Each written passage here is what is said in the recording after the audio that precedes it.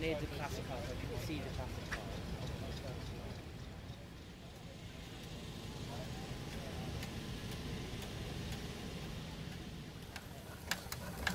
Nothing better to do. Well, trying to think when West Bay is. Weekend after. If you had a show up. Yeah. Yeah, we got flat with. They're all different. Yeah, well, that's the trouble, isn't it? But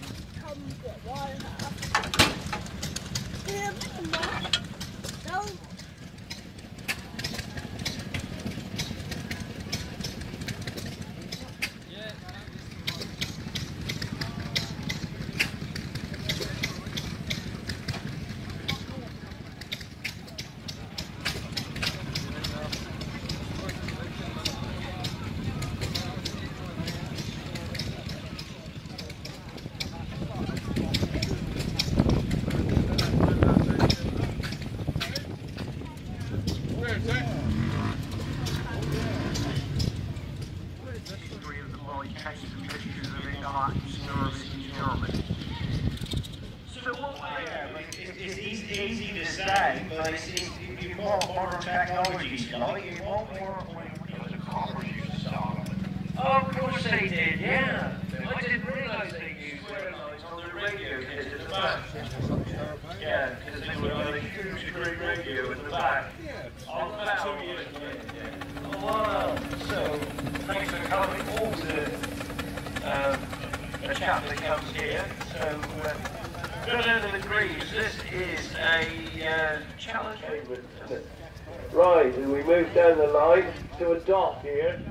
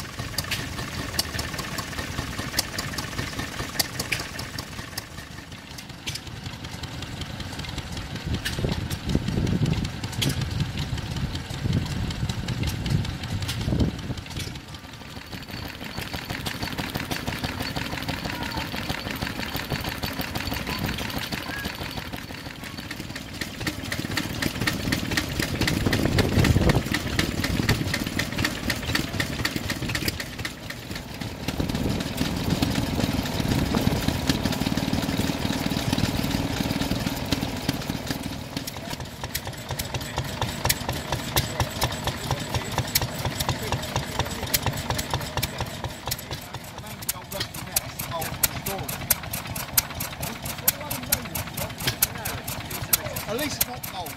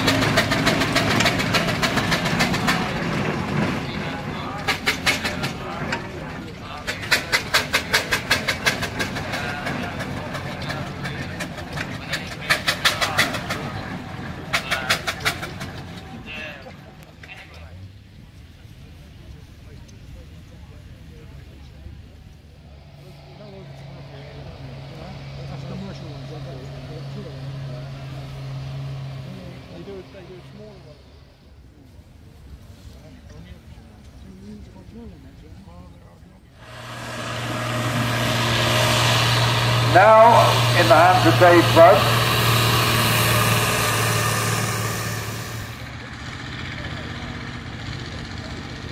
No. You nailed it last time going in second high.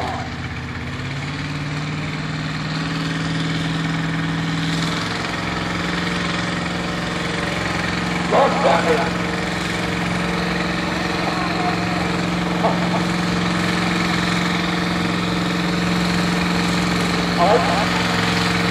No, I've been yarding, I'm sorry.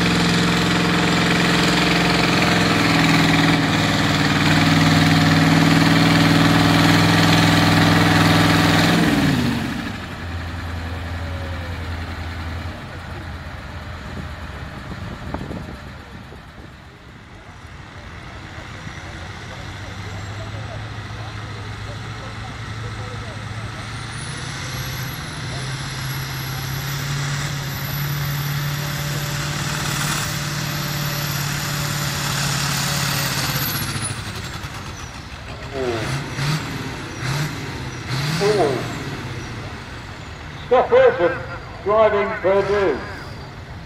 Perkins power and not. Oh, I know what. Yeah, of course. Turbocharged. Engine works dropped to a point where the turbo wasn't turboing anymore. That's it. Engine died. By the way, just in case you want to know, Purdue stands for, is Cornish for pitch black. Come on, Tim. You've got 10 litres of coming power, for God's sake. Ah. You might have been a bit greedy then. Don't go away. Don't go away. Right. It's alright, don't worry about Tim. He'll carry on doing his own thing. This man is officially no longer a virgin. Congratulations. We should give him an award or something, but yeah. Good work. That's okay. Most country wanderer and no shortage of power. But that was Matthew talking.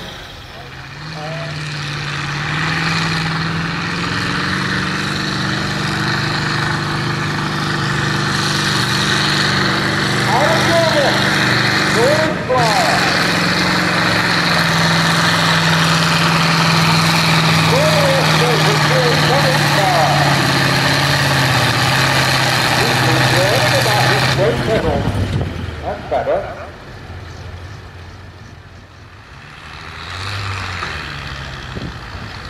Matthew Dawkins. Oh, Bernie. Randy. It's alright, just wait there patiently.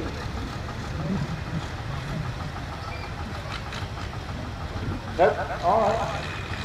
Otherwise they would have towed you back.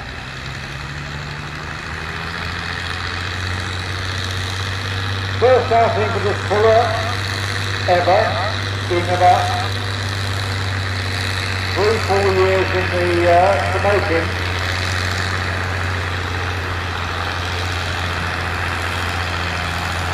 Original back end, slight modification to the front end, which now straight six. It is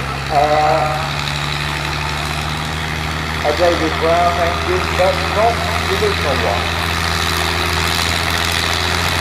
Now just bear in mind you have no turbo sound in the housing. So that engine is doing what it does. The world's biggest engine, so to speak.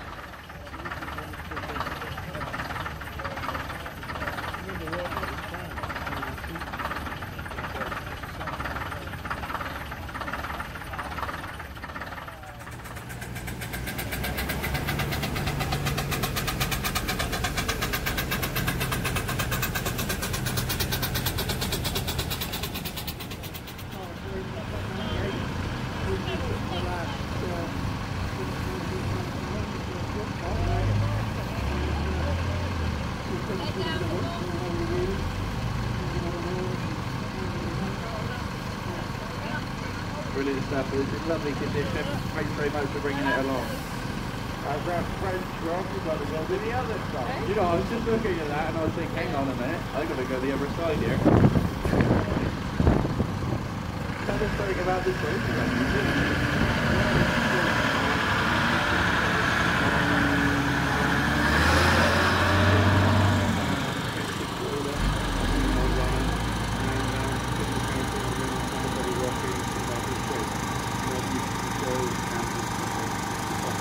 With it being French, is it a lot harder to pull all the parts and the upkeep of it?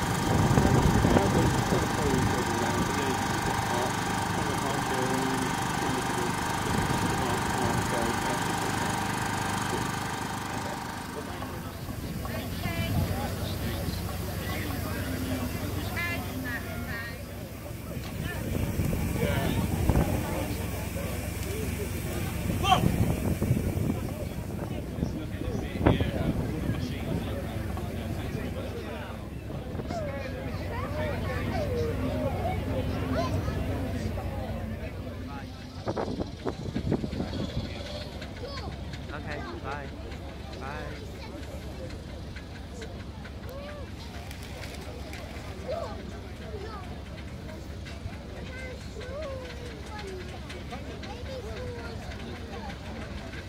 So Rob, we've got the steamers coming in, the miniatures this time, number 9. Yeah, number 9 first coming across the box. This is a 4-inch Burrell traction engine built in 2006. What number? Built in 2006. And it's been in the current ownership for the past 4 years. Mr. Westwood of Weymouth in Dorset. He's followed by Jerry Ellis of Okeford Fitzpaine in Dorset.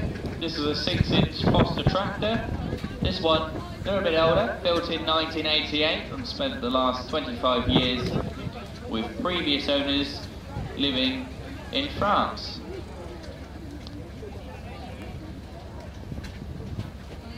Then we have number 23, a Tasket 4-inch Tasket tractor.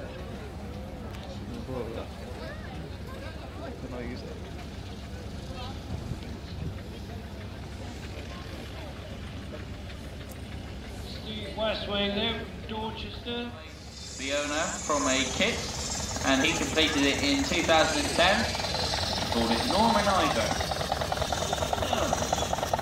Number 24 next, a 4-inch Burrell single crank compound engine, owned and restored, current owner since 2015. Owned by Andy Salt there.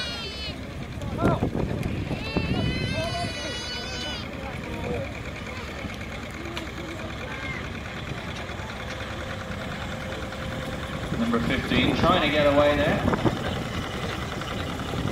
Number 13 overtaking him. 4.5-inch Burrow traction engine built from LSM castings.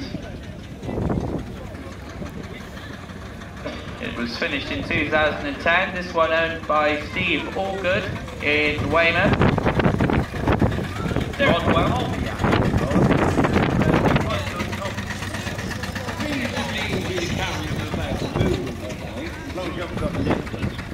But they are reasonably easy to get for a The hardest part of obviously owning a steam engine is getting up early in the morning to make sure that you're full of steam for the day ahead.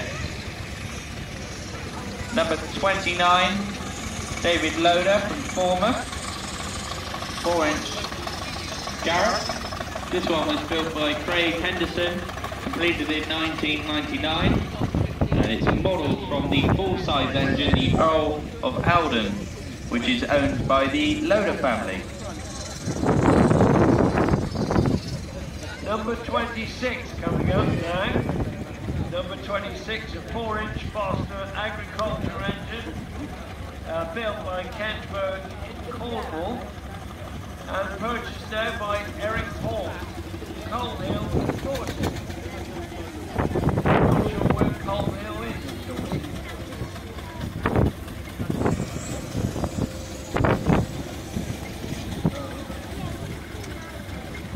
Coming along the box now is number 5. This one is based on a Scenic Showman's engine. This is a 4-inch Burrow.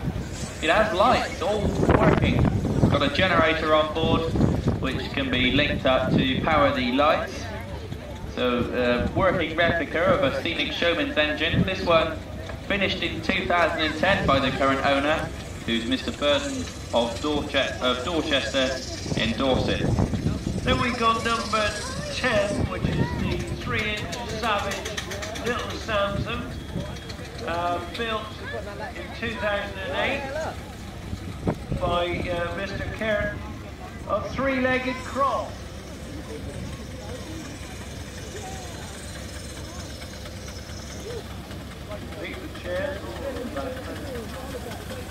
Number 7, coming across the box now, 4-inch Garrett agricultural engine, built in 1999.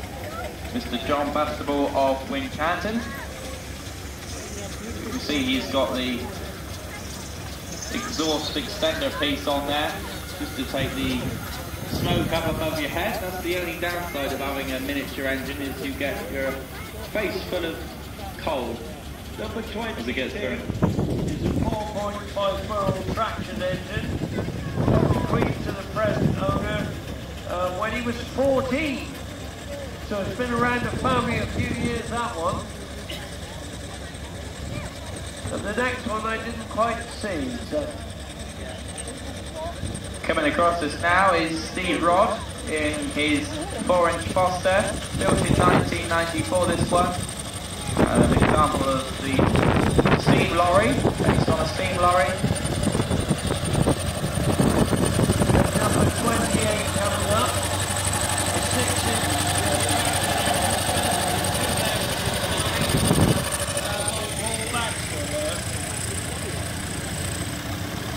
a lot of shows around the West Country.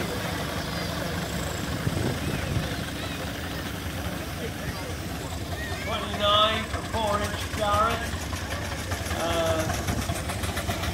built by Craig Henderson, completed in 1999. Number 4 coming across us now, a 4-inch McLaren road locomotive. Built over a 4-year period in Cornwall, finished in 2011, owned by Dave Gillingham of Child Okeford here in Dorset. Twin compound engine, that one, I can see.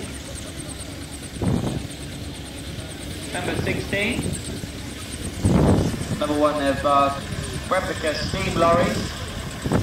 This one owned by Mr. Humphrey of Sturminster Newton, 6 since Foden steam wagon, a new build designed by the Steam Traction World. This one finished last year, 2016. Number 21 coming across the box now, 4-inch McLaren road locomotive, also owned by Craig Henderson of Henstridge. That's why all our washers are dirty there by Henstridge. So they chuck it all over our washers. You get the occasional hole in your clothes. Now these miniature steam engines, despite being small in size, it's surprising how much they can actually pull. I've seen them quite often on the showground, pull Land Rovers and all sorts of vehicles. They're pretty strong given their size. Well, that one up on his back two wheels where he sat on it, so he told me to pull away. And if anyone ever sees Les Watts on the showground, he's got a real small miniature engine, and that really does pull some weight behind it. Yeah, it's so small that one. Albert driving across the box now. Single. Number 17 there is a 4-inch Foster agricultural engine. Jordan Humphreys from down there in Stilton New.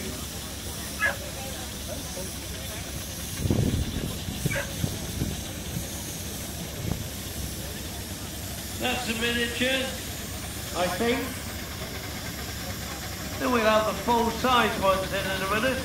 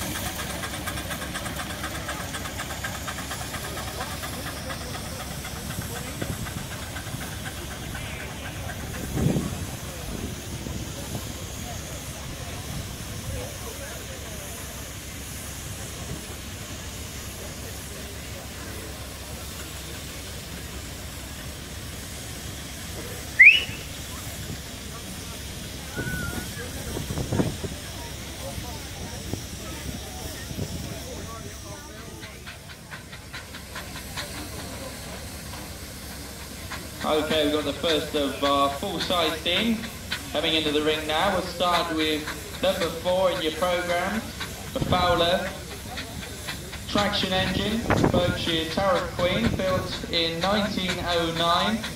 This one owned by Mark Farwell of Stourpound.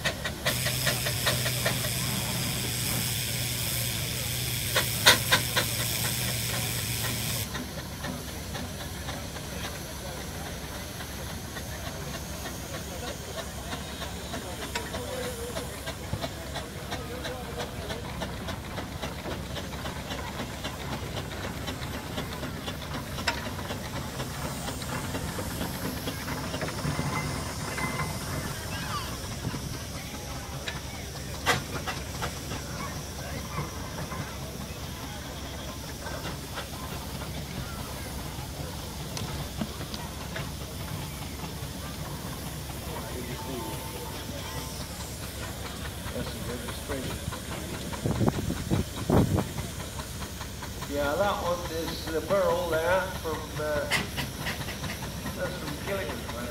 That one, yeah, is supplied to Mr. Tassel of Chattenham and Kent for heavy haulage, owned by Nick Baker of Gillingham.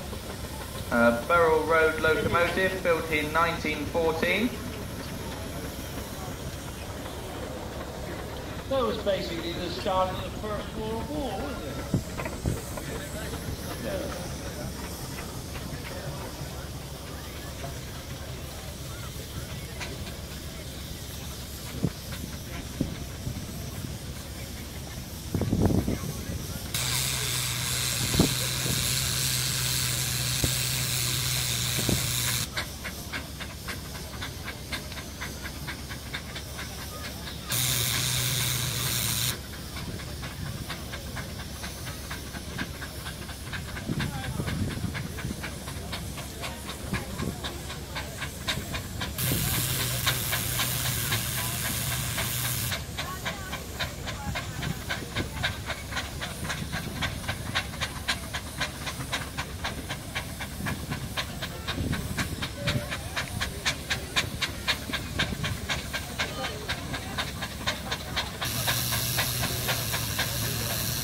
So we know we've got the Foster Lincoln coming up.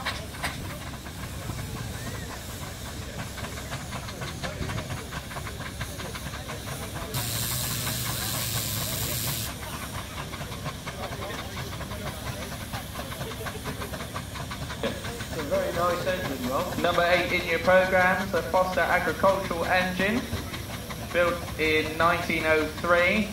It was sold new to a local farmer in Lincolnshire. It's currently owned by Paul Trickey, and he's owned it since 2012.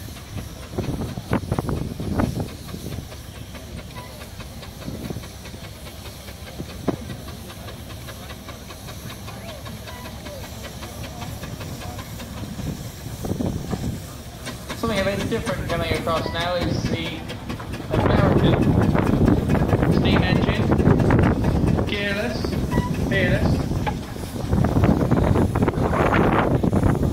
As Rick said, if it was gearless it wouldn't be coming up the hill, but that's tickled like that. 1895 this one was built. I'd always like to see this one on the show because it's interesting to see the difference between a British steam engine and an American one. There are obviously some similarities. A lot of differences though, the wooden spokes in the wheels there. Yeah.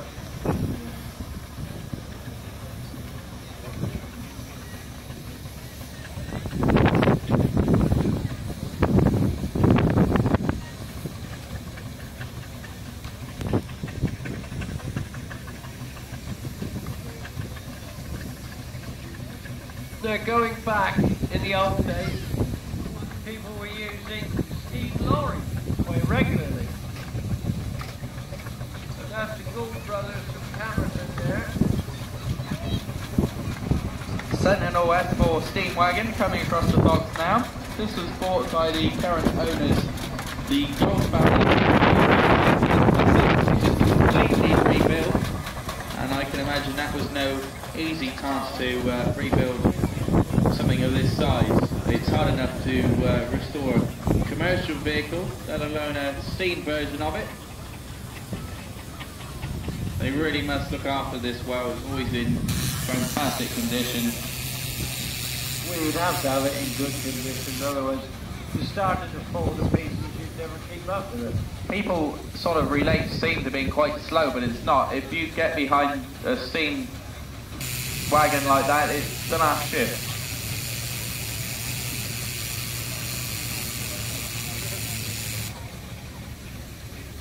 This is a showman's basically. It had all the bling on it for the showman. They used to tow all their trailers around with the tractor unit.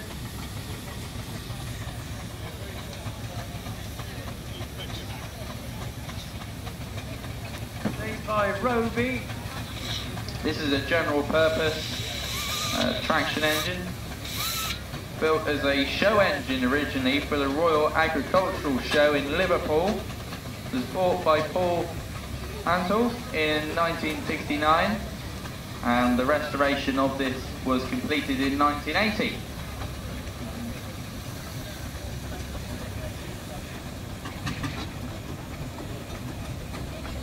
Mark Farwell stable, yeah. The Marshall. Yeah, this one a road locomotive, 7 horsepower, which as Malcolm said in the box here earlier, is measured differently to normal brake horsepower, 7 nominal horsepower, so calculated differently than normal brake horsepower, because if it had 7 brake horsepower, as Malcolm said, it wouldn't hardly move given the weight. But 7 nominal horsepower. As Rick said, out of the Farwell stables in Sarapane. This one built in 1915.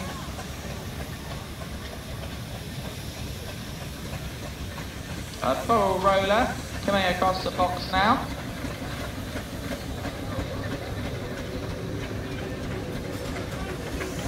They were really weighty for the British roads in those days to compact the tarmac.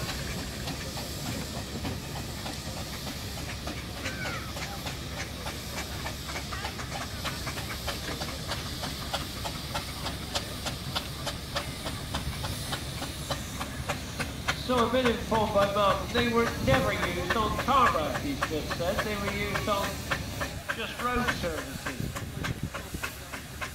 Stone Road. I suppose it was a stone.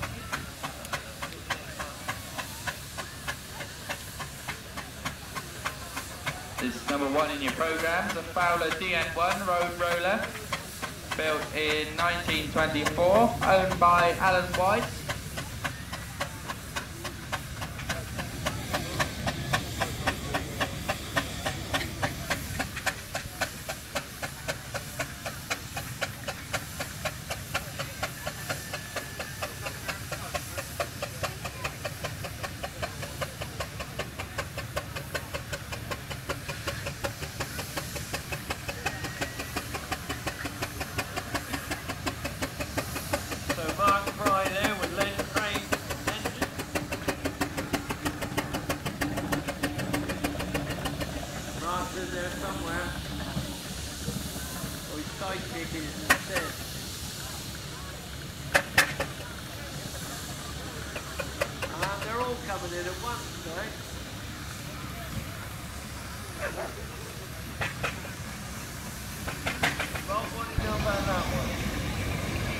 This is an Dorset Steam engine, Aquarius. This one built in 1901, owned by Mr. Maidman and purchased in 1901 by Mr. Valston of Kent.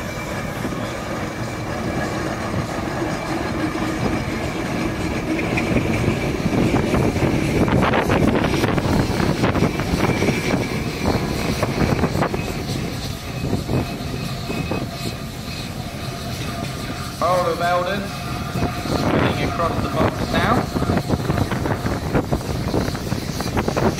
Garage, built in 1910 by Gareth of Leeston. They're based in Suffolk, now owned by David Loader, who is on board today.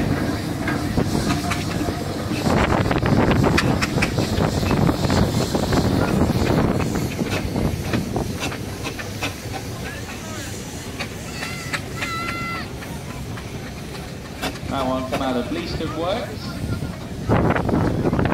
where the carrots were constructed.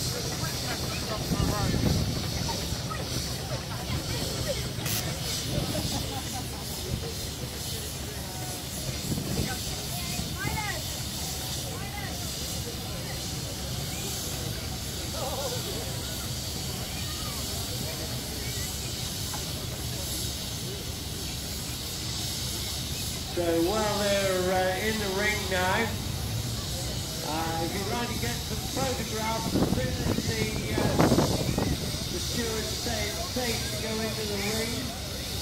I think there's one more to go yet. Go in and have a look and take a photograph. I have to wait until the stewards say so. Because I think there's 4 things that we could do now.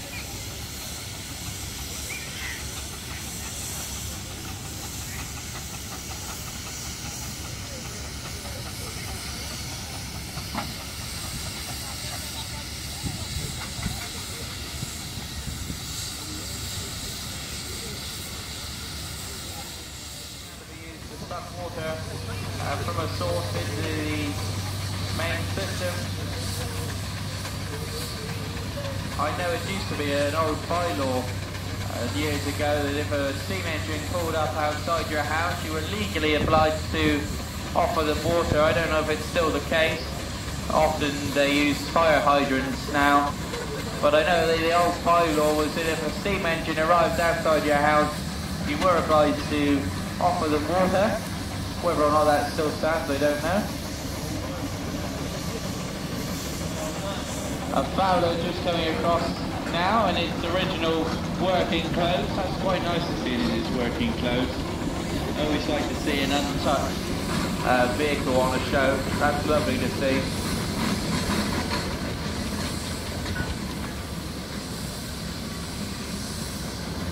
Obviously we think of steam as being something in the past, but all your electricity is all generated by steam engines in one way. Coal-fired power stations still use steam to produce electricity.